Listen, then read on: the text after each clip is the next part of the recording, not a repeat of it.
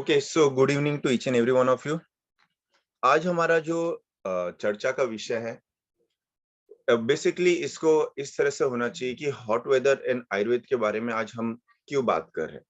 इसलिए बात कर रहे हैं क्योंकि आजकल आप देखोगे कि जो करंटली टेम्परेचर है थ्रू आउट द इंडिया, ये काफी इंक्रीज हो रही है। और जो समर सीजन यानी कि जो ग्रीष्म ऋतु का जो स्टार्टिंग होता है, most of the time April के एंड से स्टार्ट होता है या मिड अप्रैल से स्टार्ट होता है। पर हम देख रहे हैं कि जो समर का एक टेम्परेचर होता है, हाई टेम्परेचर, जो हमें हमेशा अप्रैल के बाद मिलता था, यानी कि जो ग्रीष्म ऋतु बाद में चालू होती थी, उसका पूरा इम्पैक्ट अभी हम इस मार्च के टाइम पे और अप्रैल के स्टार्टिंग में ही देख रहे हैं। अब ये डिस्कस करने की बात क्यों थी? क्योंकि यहाँ हमें इनडायरेक्टली बहुत ज्यादा इन डिटेल बात नहीं करने वाले हैं कि पूरा कट टू कट डाइट क्या होना चाहिए। यहाँ टॉपिक ऑफ डिस्कशन ये है कि आपके पास जब आजकल पेशेंट आ रहे हैं और वो बेसिकली क्या कंप्लेन लेके आ रहे हैं, किस चीज के लिए आ रहे हैं, और हमें क्यों इस चीज को कंसीडर करना चाहिए कि जो एक एनवायरमेंटल इम्पैक्ट है, ये भी उनके शरीर के ऊपर काफी इम्पैक्ट कर रही है। और हमें एक आयुर्वेदिक पर्सपेक्टिव से क्या सोचना चाहिए या कैसे मेडिसिन स्टार्ट करना चाहिए, या उस लाइफस्टाइल में क्या ऐसा चीज है जो थोड़ा सा हम चेंज ला सकते हैं। यही बात है कि रेफरेंसेस के कुछ चीजें जो हम ऑलरेडी नियरली डेली पढ़ते हैं, उसी को देख के हम बात करने वाले हैं। सबसे पहली बात कि आप देखोगे कि जो ये करंटली टेम्परेचर है, यानी कि ऐसा कहा जाता है कि पिछले 50-60 ईयर में इस मार्च के टाइम पे होने वाला हीट जो इम्पैक्ट है, ये काफी ज्यादा है। अब इससे इशू क्या हो रही है? इशू ये हो रही है कि आपके सामने जो लिस्टेड सिम्टम है, नॉर्मली हम इस चीजों को हमेशा इस तरह से पढ़ते हैं कि जो एक तरह से हीट स्ट्रोक या हीट इलनेस वर्ड के अंदर पढ़ते हैं कि अगर जो एक नॉर्मल पर्सन है वो एक अगर हीट से एक्सपोज होता है, तो मोस्ट ऑफ द टाइम क्या एक कॉमन कंडीशन हो सकती है। इसमें जो सबसे इम्पोर्टेंट बात है, जो ये मुझे नोट करता है कि जिसके ऊपर मैं यहाँ आके खास करके डिस्कस करना है, वो है एक टायर्डनेस, वीकनेस, मसल क्रैम्प और बॉडी एक, और हेडेक को भी इंट्रोड्यूस कर लो। आप ये चीज एक नोटिस करोगे ये टाइम पे कि बहुत सारे लोगों को जो ब्रेन स्ट्रोक हो रहे हैं, जो भी मिडिल एज ओल्ड एज हो रहा है, ये एक घर बैठे बैठे, ये पूरे मंथ में हम लोग ने वो एपिसोड्स देखे कि मोस्ट ऑफ द टाइम कहीं घूम के आए, अंदर आए, अचानक बीपी बढ़ गई, कोई घूम के आए और अचानक आए और अचानक टेम्परेचर रेज्ड हो गया और फीवर आने लगा। इवन बहुत लोगों ने ऐसा नोटिस किया होगा कि घूम के आने के बाद फीवरिश कंडीशन स्टार्ट हो गई है, या जो है बॉडी एक स्टार्ट हो गया और बिल्कुल भी रिस्पॉन्ड नहीं कर रहा है। तो बात यह है कि ऐसे कंडीशन या ऐसे पेशेंट जब हमारे पास पेन के लिए, बॉडी एक के लिए अभी भी आ रहे हैं, हम नॉर्मल प्रोटोकॉल ही यूज करें, यानी कि अभी भी हमारा दिमाग जो है योगराज गूगल, सिंहनाथ गूगल, केशवर गूगल, महाराष्ट्र नदी काढ़ा के आगे बढ़ ही नहीं रहा है। मीन्स हमको ऐसा समझना चाहिए कि जब भी कोई पेशेंट पेन का सिम्टम लेके आ रहा है, आपके पास पेन कंप्लेन लेके आ रहा है, सबसे पहली बात आपको ये समझना है कि उसका जो स्टार्टिंग है या उसका इनिशियल पॉइंट कब हुआ है। अगर ये विद इन 1-2 वीक हो रहा है और उसको पास हिस्ट्री नहीं है और अचानक बॉडी एक है जो बिल्कुल रिस्पॉन्ड नहीं कर रहा है, उसमें आप ग्रंथोक्त गूगल देके कोई भी फायदा नहीं, उसके अंदर बिल्कुल भी काम नहीं करना वाला है। बिकॉज ये टाइम पे होने वाला जो हेडेक है, ये टाइम पे होने वाला जो मस्कुलर वीकनेस है, उसके लिए आपको एक प्रॉपर ये पढ़ना पड़ेगा कि ये चीज में या ये टेम्परेचर में संप्राप्ति हो क्या रही है और हम इसको किस तरह से कम कर सकते हैं। तो इसलिए आज जो टॉपिक ऑफ डिस्कशन है कि ऑफ कोर्स बाकी चीज में आप एक हाइड्रेशन पार्ट बोलते होते हो कि आप हाइड्रेट करो, किस तरह से करें, क्या करें, वो भी थोड़ा बहुत हम देखेंगे। बट मेन जो बात है, जो सबसे इंपॉर्टेंट है, कि आपके पास ओपीडी में इस समय कोई भी पेशेंट हेडेक के लिए आए या टायर्ड के लिए आए या मस्कुलर वीकनेस के लिए आए, और सबसे इंपॉर्टेंट कि जर्नलाइज बॉडी एक, उसके ऊपर गिव गूगल जैसे कल्प बिल्कुल नहीं ट्राई कीजिए। रीजन क्यों? रीजन ये है कि ये जो पूरे के पूरे सिम्टम हीट रिलेटेड इलनेस आपको जो मिल रहे हैं ओपीडी में, ये सब का सब आपका चेंज इन अ वेदर है। अब चेंज इन अ वेदर होने के साथ अब इंपॉर्टेंट पार्ट होती है कि हम बेसिकली इसे क्या समझे, या आयुर्वेद में जब ग्रीष्म आप ऋतु की चर्या के बारे में पढ़ते हैं तो क्या लिखा है। तो देखिए, ये श्लोक जो है चरक संहिता के अंदर से ही लिया गया है, और उसमें एकदम क्लियर कट लिखा हुआ है कि ग्रीष्म ऋतु के जैसा या ग्रीष्म ऋतु में आते समय जो है एक तरह से स्नेह का क्षय होने लगता है, यानी कि जैसे जैसे सूर्य का ताप बढ़ते जाएगा वैसे वैसे स्नेह क्षय होते जाएगा। स्नेह क्षय जो एक पार्ट है, जो मुझे ऐसा लगता है कि अभी भी इसको जो है इस पार्ट के ऊपर ट्रीट कैसे करना है, किस तरह से करना है, इसके ऊपर बहुत मिसकॉन्सेप्ट लोगों को, क्योंकि हमें ऐसा ज्यादा करके रखता है कि हम जो है किसी को हाइड्रेशन दे दें, हम किसी को जूस पिला दें, हम किसी को मौसम्बी जूस, संतरा जूस, जो पाइनएप्पल जूस पिला दें, और वो पूरा का पूरा स्नेह जो रिगेन कर जाता है। ये भी आप देखोगे कि इस समय नहीं काम कर रहा है। इनफैक्ट आप लोग खुद, बहुत सारे लोग जो ट्रैवल करते हैं, वो ऐसा नोट किया होगा कि आप एक ट्रैवलिंग या 2 ट्रैवलिंग करने के बाद भी जो आपके बॉडी एक है, ये बिल्कुल भी रिस्पॉन्ड नहीं कर रहे। यानी कि आप पूरा दिन दिन भर सोते-सोते सो रहे हो, दिन भर हेडेक में जा रहे हो। इनफैक्ट बहुत सारे ऐसे भी पेशेंट हमारे पास आ रहे हैं जो कंप्लेन कर रहे हैं कि ये समर के कारण, जब से समर सीजन स्टार्ट हुआ है, उनका बिल्कुल भी जो है निद्रा नाश हो गया, बिल्कुल भी सो नहीं पा रहे हैं, और ब्रेन फॉगिंग जैसे सिम्पटम भी स्टार्ट हो रहे हैं। तो ये ऐसा नहीं है कि खाली जो है आपके शरीर के ऊपर इम्पैक्ट पड़ रहा है। मोस्ट इम्पोर्टेंट चीज है कि जो मेंटली काम करने वाले लोग हैं, उनको भी ब्रेन फॉगिंग जैसे सिम्टम जो है काफी प्रोमिनेंट इस समय दिख रहा है। और ये जितने भी चीज है, सब का सब आपको फिर से हीट रिलेटेड इलनेस है।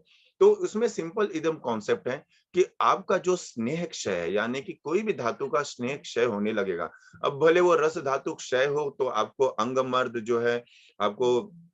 ज्वर प्रचिति जैसे दिखने लगे, मांस धातु गामी हो जाएगा, तो आपको में भी जो है आपको एक टिपिकल मसल क्रैम्प आने लगेगा। अगर ये आपका मज्जा धातु जन्य हो गया, यानी कि वहाँ आपका उष्णता ज्यादा बढ़ गया, तो वहां भी जो है आपको ब्रेन फॉगिंग जैसा सिम्टम मिल गया। तो यानी कि जो भी हीट का इम्पैक्ट है, यानी कि ग्रीष्म काल के समान जो ये करंटली टेम्परेचर चालू है, इसके अंदर जो सबसे मोस्ट इंपॉर्टेंट पार्ट है कि शरीर के अंदर उष्णता बढ़ता है।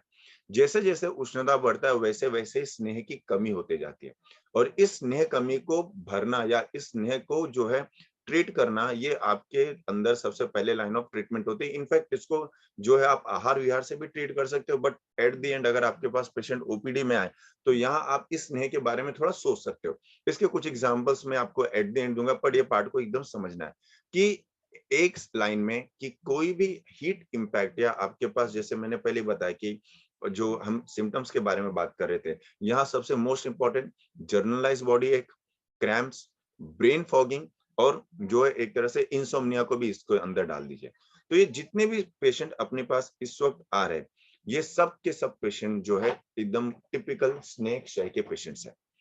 अब इसके आगे अगर हम बात करें कि भले संहिता के अंदर इसमें ऐसा लिखा हुआ है कि इसका जो ट्रीटमेंट है, ये हमेशा शीत गुण से, यानी कि शीत गुणात्मक जो ड्रग है उससे करना चाहिए, सशर्करा युक्त होना चाहिए। इसका मतलब कि ये सीजन के अंदर शर्करा का ज्यादा प्रयोग करना चाहिए। अब इसमें शर्करा का प्रयोग देखो किस तरह से लिखा हुआ है। शर्करा का सबसे इंपॉर्टेंट ये है, क्योंकि इसमें बहुत सारे लोग कहते हैं कि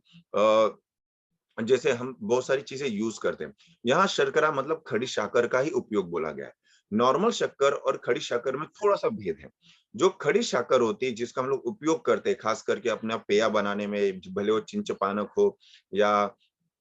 हम लोग बाकी जो चीजें यूज करते हैं, वो हमेशा एक तरह से सबसे पहली बात शीत होता है, वृष्य होता है, अक्लेदकर होता है। ये गुण जो है हमें नॉर्मल शर्करा में नहीं मिलता। तो पॉसिबल है, अगर कोई पेशेंट है जो कंटिन्यूअस जो है आपके जो है सिम्टम से ग्रसित हो, जो हमने डिस्कस किया, तो वो टाइम पे आप कोशिश करो कि आप नॉर्मली खाने पीने के अंदर जो है नॉर्मल शक्कर को रिप्लेस कर को खड़ी शक्कर का यूज करो। खास करके ये मैं उसके अंदर रिकमेंडेशन करूंगा कि जो पर्सन बहुत ज्यादा इस हीट के टाइम पे ट्रेवल करता है, बेसिकली अगर उसको जो है बहुत टायर्ड बॉडी, एक जो है मतलब अनरिकवरेबल फटीग जैसा सिंड्रोम दिख रहा है, तो उसमें ये अल्टीमेटली जो है काम कर सकता है। ये दो बात ऐसा है, क्योंकि आगे ट्रीटमेंट के बारे में जब हम बात करेंगे, तो हम लोग को स्नेह देने वाला क्या ड्रग है, कौन सा शीत है, और जिसका विपाक मधुर है, वही ड्रग जो है हमें इस तरह से इस हीट के इम्पैक्ट से बचा सकता है। नेक्स्ट है कि नॉट टू बी टेकन। सीधे ये नॉट टू बी टेकन, ये श्लोक तो दिया हुआ है कि ग्रीष्म ऋतु में, यानी कि जब भी हीट इम्पैक्ट ज्यादा होने लगे, तो हीट इम्पैक्ट में क्या नहीं लेना चाहिए। हीट इम्पैक्ट में हमें एक्सेसिव सॉल्ट नहीं लेना चाहिए, हमें एक्सेसिव जो है अम्ल पदार्थ यानी कि एसिडिक नहीं लेना चाहिए, और कोई भी उष्णात्मक द्रव नहीं होना चाहिए। अब प्रॉब्लम ये ऐसा होता है कि शायद यहाँ से है जो चीजें है जो टेक्स्ट बुक में लिखा है और जो प्रैक्टिकली होता है, वो बिल्कुल ही अपोजिट है। जैसे हमें एक बात करते हैं एग्जाम्पल से, कि जैसे मोस्ट ऑफ द आप लोग जब कभी ट्रैवल करते हो, तो आप ट्रैवल करने के बाद जैसे ही कहीं उतरे तो सबसे पहले क्या आता है दिमाग में कि चलो हम लोग मौसम्बी का जूस पी लेते हैं, चलो हम लोग फटाक से जाके जो है एक तरह से नींबू का जूस पी लेते हैं, या हम जो है ज्यादा करके अम्ल रस यूज करते हैं या किसी भी टाइप का। प्रॉब्लम ऐसा होता है कि जैसे मैंने पहले ही बता दिया कि इंडिकेशन या कॉन्ट्रा इंडिकेशन के अंदर जो सबसे बड़ा प्रॉब्लम है वो ये है कि अम्ल रस का यहाँ बिल्कुल ही निषेध किया हुआ है। रीजन ये है कि भले अम्ल रस जो है आपका कफ वर्धन करता है, लेकिन इसके अंदर उष्णता ज्यादा है। तो इसलिए जो भी अम्ल रस बहुल पदार्थ है, यानी कि जो ऐसे फ्रूट्स है कि जिसके अंदर अम्ल रस ज्यादा है, अम्ल रस के बाद भी उसका दो डिवीजन होता है कि एक कोई अम्ल धर्मी होता है, एक क्षारधर्मी होता है। वो हमारा टॉपिक ऑफ डिस्कशन फिर कभी होगा। लेकिन जितने भी डायरेक्टली अम्ल रस लेने वाले लोग हैं, इसको इस हीट का इम्पैक्ट और ज्यादा पड़ता है। यानी इसलिए क्योंकि पूरा ट्रैवल करने के बाद जो उष्णता आपके एनवायरनमेंट के अंदर बढ़ी हुई है, उसको अगर आप सोचते हो कि आप अगर एक किसी जूस को पी के उसको रिप्लेनिश कर दे, तो आपको एक तरह से उसका आर्द्रता तो मेंटेन रहे, लेकिन फिर से बात ये होती है कि उसकी उष्णता ज्यादा नहीं है। तो यही सबसे इम्पोर्टेंट पार्ट होता है कि आपको सिलेक्ट करते समय या आप कौन सा द्रव ले रहे हो, कि जैसे श्लोक में लिखा हुआ है क्लियरली कि स्वादु शीत द्रव है, यानी कि आप जो भी इस हीट को टैकल करने के लिए या आप जो सिम्टम्स है इसको टैकल करने के लिए जब भी आप कोई फूड लेते हो, तो उसके अंदर ये चार गुण होने चाहिए कि स्वादु यानी विपाक जो है मधुर, शीत द्रव फॉर्म में होना चाहिए, स्निग्ध होना चाहिए, और ये हमेशा कंटिन्यूस मतलब ये हमेशा हितम है। प्रॉब्लम ऐसा होता है कि जब भी हम जूसेस फॉर्म में कोई स्टार्ट करते हैं, और खास करके सिट्रिक एसिड होती है, और ये जो है ये हमेशा अम्लधर्मी होते हैं, अम्ल प्रसाद मतलब प्रधान होते हैं,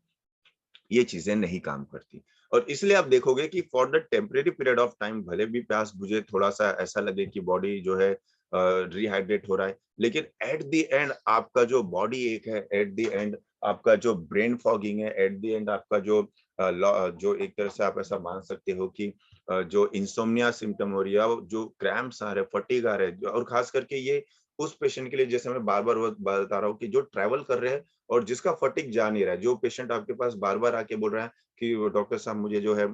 अचानक जो सर मतलब पूरा का पूरा बदन दर्द कर रहा है, एनर्जी बिल्कुल नहीं है, एकदम पानी भर भर के पी रहा हूँ, मैं ये पी रहा हूँ, मैं वो पी रहा हूँ। तो आप खुद देखो कि जो ज्यादा करके लाइम जूस और खास करके इस सीजन में जो है हम तक्र वगैरह यूज करते हैं, छाछ वगैरह यूज करते हैं, ये पूरा अम्लधर्मी है। बिल्कुल भी ग्रीष्म ऋतु के अंदर इस अम्ल रस प्रदान का उपयोग नहीं करने के लिए क्या है। इनफैक्ट आप दूसरे कॉन्सेप्ट में देखिए कि ठंडे जैसी चीज, अभी ठंडे जैसी चीज अगर आपको पता नहीं हो, तो इसका बेस जो होता है मिल्क होता है हमेशा जो है।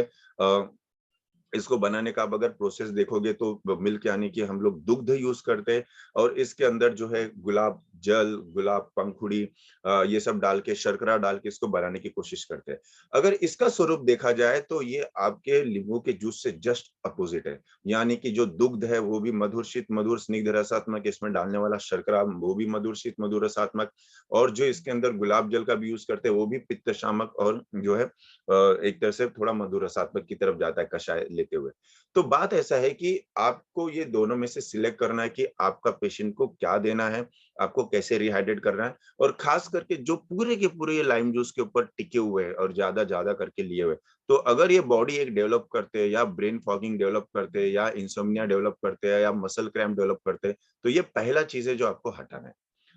दूसरी बात ऐसा आती है कि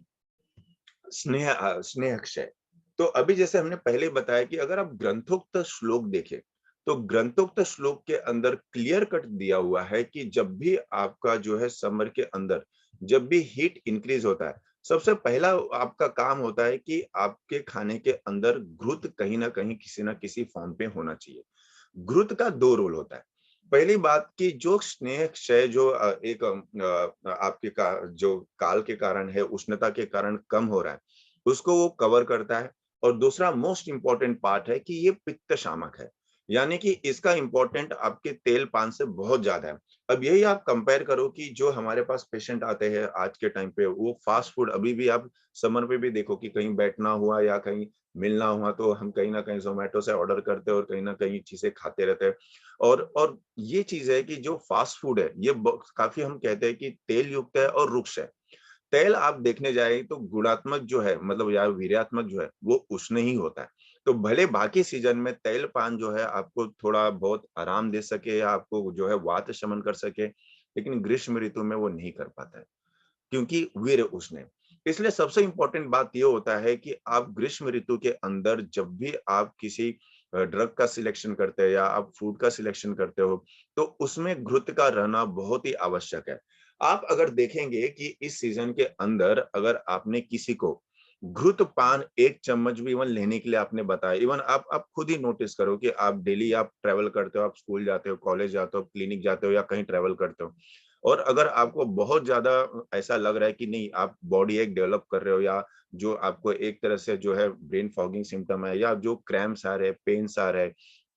ये रिकवर नहीं हो रहे। इवन आप 3-3 4-4 5-5 बॉटल पानी पी रहे हो, नहीं रिकवर हो रहा है। ऐसे टाइम पे खाने के समय खाली आप घृत ऐड करके देखिए। घृत ऐड करने से बहुत सारे पेशेंट को भी हम लोग, खास करके किसी को 20 एमएल, किसी को 30 एमएल इंक्रीज करना पड़ता है, डिपेंड अपॉन जो है आपकी जो एक्सर्शन कितनी है। तो ऐसे टाइम पे हम उन्हें बोल के फिर उसे वापस से जो है हम लोग उसको रिकवर करने की कोशिश करते हैं। तो ये बहुत इंपॉर्टेंट पार्ट है कि इसे चीज़ को हम लोग ने जो है इसे समझना चाहिए कि जो ग्रीष्म ऋतु है, यानी कि जब भी हीट आपका इंक्रीज हो जाता है, तो आपके फास्ट मतलब जो फूड है, उसके अंदर मोस्ट इम्पोर्टेंट एक ठंडे यानी दुग्ध प्रोडक्ट यानी कि मिल्क प्रोडक्ट ऐड करना जरूरी है, और घृत उससे भी ज्यादा जरूरी है। इसी को थोड़ा और सपोर्ट करते हुए मैंने वो स्लाइड्स डाली नहीं है, लेकिन आप कभी अगर बुक पढ़ेंगे ये पंचभौतिक चिकित्सा की, पंचभौतिक चिकित्सा के अंदर दातार शास्त्री जी का एक बहुत ही अच्छा लाइन है। उन्होंने जब ऋतु के अनुसार चिकित्सा का वर्णन किया था, तो उन्होंने एक वर्ड में क्या किया था कि ग्रीष्म ऋतु के समय अगर मतलब ग्रीष्म ऋतु के समान अगर एनवायरनमेंट हो जाता है, यानी कि आपका टेम्परेचर हो जाता है, तो उस समय जो है सबसे मोस्ट इम्पोर्टेंट है कि आपके खाने के अंदर, मतलब उन्होंने अपने लाइन में लिखा है, अगर आप बुक देखेंगे तो चिकित्सा वन पेज नंबर 45 पे लिखा है कि आपके खाने के अंदर दुग्ध आहार होना ही चाहिए। दुग्ध आहार और घृत आहार, ये दो ही ऐसे चीज है जो ग्रीष्म ऋतु यानी कि हीट के जो मोस्ट बोलते हैं कि इम्पैक्ट को टैकल कर सकते हैं। तो इसलिए आपको जो है, जैसे मैंने पहले ही बताया कि आपके पास जो ब्रेन फॉगिंग सिम्टम है, लॉस ऑफ एपेटाइट है, इवन लॉस ऑफ एपेटाइट, अगर ग्रीष्म ऋतु के ये सीजन के अंदर देखो, एपेटाइट पूरी की पूरी लॉस है, भूख ही नहीं लगती, धूप में जाने आने के बाद, इतना फ्लूइड पीने के बाद, ठंडा पानी पीने के बाद, ऐसे कंडीशन में भी जो है घृत पान और दुग्ध पान पेशेंट को देने से अग्नि वापस आ जाती है। तो इसलिए बात ऐसा है कि ये बहुत ही इनोवेटिव है, क्योंकि आप जब भी घृत पान का यूज करेंगे, आप खुद देखेंगे कि इवनिंग तक जो है पेशेंट एकदम एपेटाइट वगैरह एकदम नॉर्मल कर लेता है। तो ये श्लोक का काफी इंपॉर्टेंट होता है कि कभी-कभी वो श्लोक भले हम कितना भी रैपिडली पढ़ ले, लेकिन ये एक प्रैक्टिकल इम्पैक्ट या प्रैक्टिकल में बहुत काम आता है, खास करके अगर आप कंपेयर करें। लास्ट जो स्लाइड है वो इसके लिए है, ये खास करके 3 कल्प दिया हुआ है कि अगर आपके पास खास करके कोई पेशेंट आए और बोले कि नहीं, जो बिल्कुल भी जो बॉडी एक हो रहा है, बिल्कुल नहीं जा रहा है, या डिहाइड्रेट हो रहा है, या आपके पास जो पेशेंट अगर अभी आए, तो जैसे बहुत बार आप सुनेंगे कि मुझे, मैं ट्रैवल करके आई और उसके बाद मुझे फीवरिश जैसा लग रहा है, मुझे सर्दी खांसी चालू हुई है और बिल्कुल नहीं रिस्पॉन्ड कर रहा है। तो ये जितने भी ट्रैवल करके आने वाले लोग हैं, ये सब के सब अध्वशोष में जाते हैं। अध्वशोष यानी कि ये ट्रैवल के कारण, उष्णता के कारण सबके अंदर जो है स्नेक क्षय और जो है आपके उष्णता वृद्धि का जो है ये संप्राप्ति आपको मिलेगा। तो ऑल इन ऑल ये उष्णता का इम्पैक्ट आपका रस धातु पे पड़ा हो, मांस धातु या मज्जा धातु, तीनों की चिकित्सा जो है मोस्ट कॉमनली ये 3 रग से होती है। इसमें से 2 जो है ग्रंथोक्त है, एक प्रोप्राइटरी है, वो आपके ऊपर है, आप यूज करें नहीं। तो सबसे पहला जो मोस्ट इंपॉर्टेंट है कि दाढ़ी माद्यभूत, यानी कि आप अगर ग्रीष्म ऋतु के अंदर किसी के पेशेंट को, जैसे आपके पास, हमारे पास अभी कल के दिन ही एक पेशेंट आया था, तो वो खुद ही कह रहा था कि जब से ये हीट जो है इंक्रीज हुआ है, वो बिल्कुल भी मतलब 2-2 3 दिन में एक बार सोता है और बिल्कुल भी उसको नींद नहीं आती है, और फिर उसके कारण टायर्डनेस बना रहता है। तो ऐसे कंडीशन के अंदर हम खुद जानते हैं कि उष्णता या जो भी है ग्रीष्म ऋतु के कारण, या जो भी हीट टेम्परेचर है, इसका इम्पैक्ट सीधा मज्जा धातु के ऊपर पड़ा है। तो उसके उष्णता को रिवर्स करने के लिए हम वहाँ दाढ़ी मादी घृत का सबसे ज्यादा प्रयोग करते हैं। यहाँ पंचतिक्त घृत या दशमूल घृत या बाकी घृत यूज करके कोई मतलब फायदा नहीं, क्योंकि इसमें प्रॉपर जो है पित्त संप्राप्ति वाली मज्जागामी घृत यूज करना है। तो जो खास करके जो चॉइस ऑफ घृत है, ये सीजन में यूज करना, ये दाढ़ी मादी घृत। अब फिर से रेफरेंस के अंदर और पढ़ के देखिए कि आपको और क्या मिलता है। दूसरा जो one of the best drug है एक्चुअली, भले मैंने यहाँ खाली उशिरासो लिखा है, लेकिन उशिरासो सारीवादसो और चंदनासो। ये तीनों एक ऐसे कल्प है जो शरीर के अंदर बढ़े हुए उष्णता, क्योंकि देखो समर में क्या होता है कि डायरेक्टली आप धूप में जाते हो, आप जो है हीट से एक्सपोज होते हो, शरीर के अंदर डायरेक्टली जब उष्णता बढ़ती है तो हमेशा रक्त धातु के अंदर ही बढ़ती है और उसके बाद वो किसी धातु के अंदर आश्रित होती है। तो अगर हम किसी भी रक्त के अंदर जो ये उष्णता है इसकी वृद्धि को कम करें तो हमारा जो है हीट इंपैक्ट संप्राप्ति थोड़ी कम होती है। अब इसके लिए आपको ऐसा ड्रग चाहिए जो उष्णता शामक हो प्लस जो है एकदम रैपिड निकालने का जगह, यानी कि जैसे आप धूप में चलते हो आपके सिर गर्म हो जाते हैं और तुरंत आप देखते हो कि यूरिन एकदम येलो होने लगता है। ऐसे ही जब भी आप किसी मतलब यानी कि ये ऐसा दर्शाता है कि साक्षात उष्ण यानी कि सूर्य का जो है शरीर के ऊपर प्रभाव पड़ने से जो है जो मलभूत पित्त है ये अपने आप ही रक्त के अंदर वृद्धि होती है। तो मूत्र मार्ग से निकालना ही सबसे इसका फास्ट रिलीफ होता है। यही रीजन है कि उशिरासो, चंदनासो और सारीवाद्यासो जैसे कल्प जो मूत्रल है, उष्णता शामक है, दाह नाशक है, ये कल्प का उपयोग आप ज्यादा कर सकते हो। इनफैक्ट ये सीजन के अंदर यूटीआई जैसे कंडीशन के अंदर भी ये तीनों कल्प काम कर सकते हैं। आपको हेडेक पेशेंट है, आपके पास हेडेक है जो खासकर सन एक्सपोज वगैरह हेडेक है, उसमें भी आप ये तीनों कल्प यूज करते हैं। तो सीजन के अनुसार आपको ये समझना पड़ेगा कि जो श्लोक में दिया हुआ चीज है उसे हम यूज कर सकते हैं। जो थर्ड कल्प है वो शीत शुदा कल्प है, जिसे हम खाली उशिर का अर्क से बनाया हुआ है। ये भी काफी इफेक्टिव है जो हम लोग डेली इंटेक पे मतलब डेली बेसिस पे हम लोग पेशेंट को दे सकते हैं। खास करके वो पेशेंट जो फीवरिश ज्यादा फील करता है, जो ये टाइम पे बहुत ज्यादा जो है एसिडिटी फील करता है, बहुत ज्यादा बर्निंग सिम्टम्स वगैरह फील करता है, क्योंकि वर्ष जो ग्रीष्म ऋतु है इसके अंदर जो पित्त वृद्धि हुआ है ये पूरा का पूरा खाली उष्णता लिए हुए बढ़ता है। यही रीजन है कि ये तीन ही ड्रग है जो सबसे मोस्ट कॉमन इम्पैक्ट है। अगर अब एक समराइज करें तो आज का जो हमारा डिस्कशन टॉपिक ऑफ डिस्कशन ये था कि हमें सबसे पहले ये देखना है कि हमारे खाने के अंदर लाइम जूसेस, अम्ल रस कम के जगह ठंडे जैसे मिल्क प्रोडक्ट होने चाहिए। और हमने जैसे वही बताया कि आपके पास भले नोशिया के सिम्टम्स आए, वोमिटिंग आए,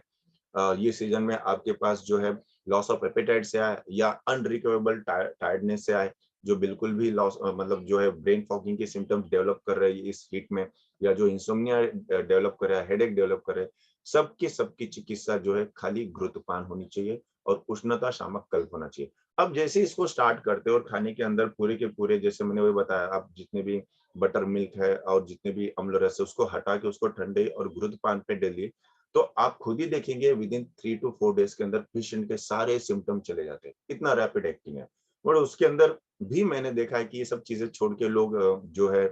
गूगल्स के पीछे भागते रहते हैं, मांसाहार राशनरी स्वाद के पीछे भागते रहते हैं, जो बिल्कुल भी इस सीजन में काम नहीं करने वाला। तो यही चीजें आप इसको गो थ्रू कीजिए। बाकी